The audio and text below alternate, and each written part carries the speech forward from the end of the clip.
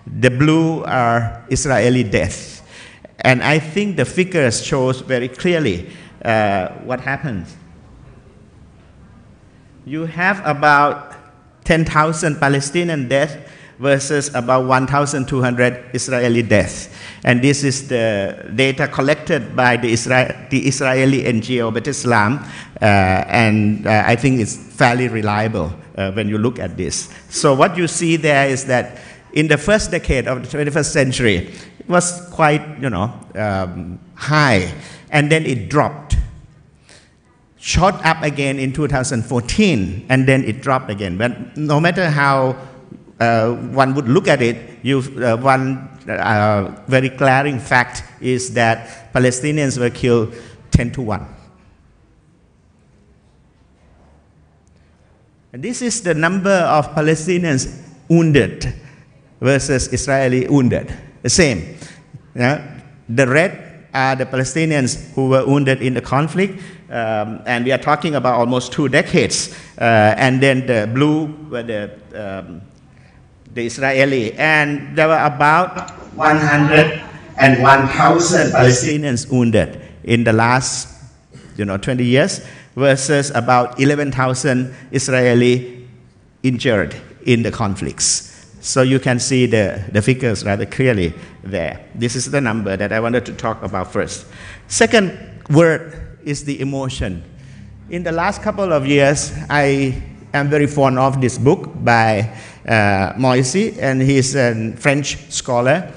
What he had done is that he conceptualized conflicts in the world, not in terms of economics or political institutions, but in terms of emotion. And he called it the clash of emotion. This is his thesis. The conflict of emotions in the world is the conflict between 3 types of emotions: fear, hope, and humiliation. That is to say, when you look at the world, you see fear in the eyes of the West, so to speak. I don't like the term West and East, and those of you who know me very well know that I'm very critical of this kind of demarcation between, division of line between these two. But I would like to call it the American, the European countries. They were dominated by fear of the other and the loss of a national identity and purpose because of change in globalization. Hope Asia here was able to concentrate on building a better fortune, better future, and this is how Moisy look at it. I'm not quite sure I agree with him about Asia, not in this country, I'm not quite sure. The third is humiliation and hatred, and these are the emotion born by the Muslims and the Arabs. The combination of historical grievance, exclusion from economic boon of globalization, civil and religious conflicts extending from their homelands to the Muslim diaspora have created a culture of humiliation that is quickly developing into a culture of hatred. So what he means is that if you look at the world this way, then you see clash of emotions bearing all kinds of problems, violence in the future. The question is, how does emotion shape Palestinian and Israeli daily conflict? I just want to, and why emotion? Emotion is one of the most human things you can do to talk about conflicts anywhere on earth, violence anywhere on earth. And when you look at the number, the problem is not, you are not looking at the number, you are looking at people's lives that are lost, and that I think needs to be reminded. And one way to do that is to bring to fore the issue of emotion. Now, about humiliation, this is what Kofi Annan had to say. Kofi Annan argued that all the cruel and brutal things, even genocide, starts with the humiliation of one individual. This is his conclusion from his distinguished career, the late Kofi Annan. New York Times columnist Thomas Friedman declared, "If I have learned one thing covering world affairs, it is this: the single most underappreciated force in international relations is humiliation." Some would say that humiliation is the nuclear bomb of emotion. But what is humiliation?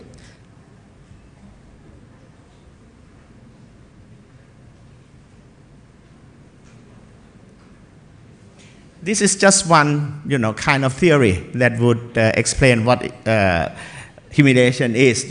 Social pain, decreased self-awareness, increased self-defeating behavior, decreased self-regulation that led to violence. One can believe that or do not believe that, but it's one way to explain humiliation. But I think when you feel humiliated. When you are humiliated, when every morning you have to get out of your home, you have to cross the checkpoints. Every checkpoint you were spit at by the guard, and things that you revere, your belief or something like that, have been pushed aside or, attacked. That is some kind of humiliation. Now, intractability. There are many ways to do that. And I like this picture because it looks at Haram al-Sharif through the David Star. And that, I think, captures what is going on in today's world. But I wanted to talk about what it means about intractability and humiliation in the context of what has transpired in Jerusalem. And Jerusalem, of course, is an issue, a thorny one. This is the metal detectors. And the metal detectors was put on by the Israeli government, saying that this is for security sakes and all that. And there was a lot of protests of the metal detector. This was in Jerusalem in July 2017. And what happened is that as a result, there were murder of Palestinian protesters, 4 of them, and then 3 Israeli settlers were also killed by the Palestinians. The question is, why is so much problem with the metal detectors? Metal detectors that you go through เครื่องตรวจโลหะนะครับเอาเครื่องนี้มาตั้งเกิด protest ใหญ่โตเลยคำถามคือทำไม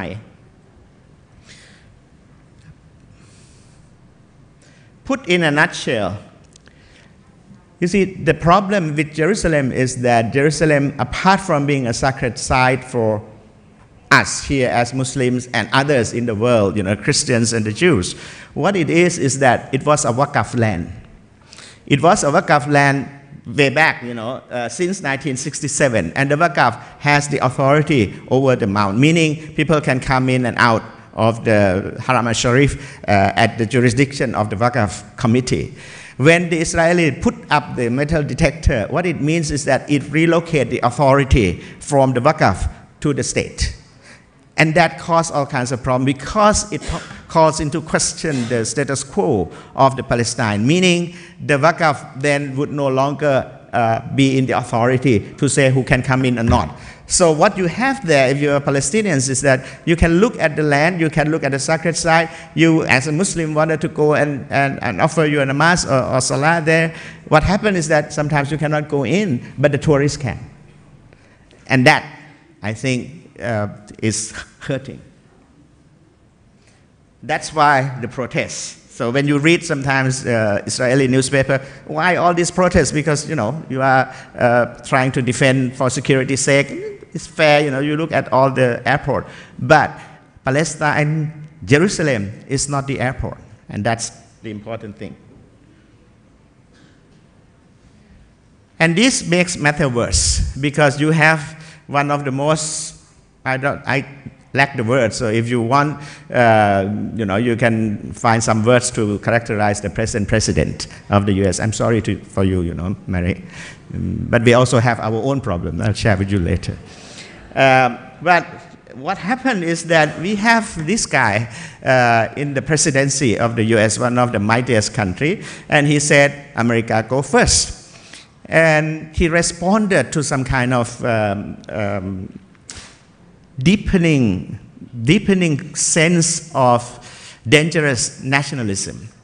So when he was listening to Macron speaking, I don't think he understood what Macron was saying, unfortunately. But what he said on December 6, 2017, he said, today we finally acknowledge the obvious that Jerusalem is Israel's capital. This is nothing more or less than a recognition of reality. This is what he said. It is also the right thing to do. It's something that has to be done. in 3 sentences, he has, in a way, turned the conflict into a much more deadlier zone, I would argue, because of this shift of the capital. As you can see, shift from Tel Aviv by the sea to Jerusalem. And Jerusalem is,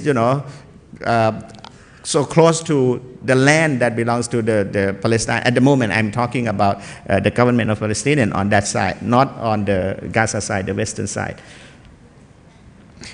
Why? Because of the third word, intractability. What you have now is that you have in Palestinian-Israeli conflict, which I would call is intractable conflict. Some call it this the 5% problem. The experts estimate that about 5% of our more difficult conflicts become intractable because it's highly destructive, never-ending, and virtually impossible to solve. These are immune to classic resolution approaches. What that means is that when a conflict turns intractable, you cannot treat it as any other conflict. You cannot use the knowledge you have in conflict studies to apply to this kind of conflict. It's quite different. Why?